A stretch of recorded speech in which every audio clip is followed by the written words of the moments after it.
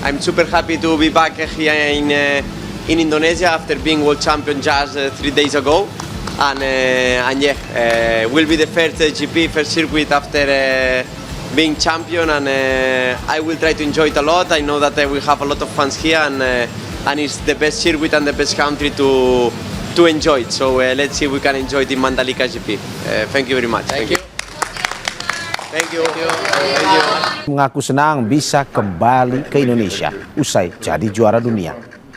Pertemuan ini terjadi jelang MotoGP Mandalika di Nusa Tenggara Barat.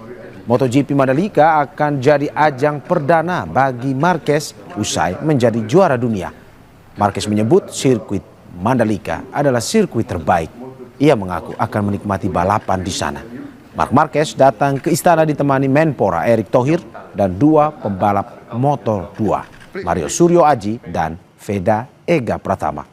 Marquez akan mengikuti MotoGP Mandalika 2025 pada 3 hingga 5 Oktober 2025 mendatang.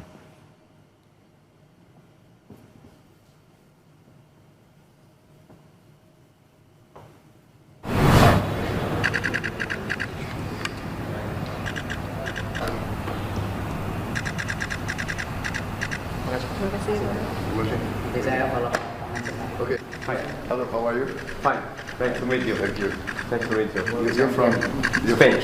Spain. Everybody, I'm super happy to be back here in Indonesia after being world champion just 3 days ago, and yeah, will be the first GP, first circuit after being champion, and I will try to enjoy it a lot. I know that we have a lot of fans here, and it's the best circuit and the best country to enjoy it. So let's see if we can enjoy it in Mandalika GP. Thank you very much. Thank you. Thank you. Thank you.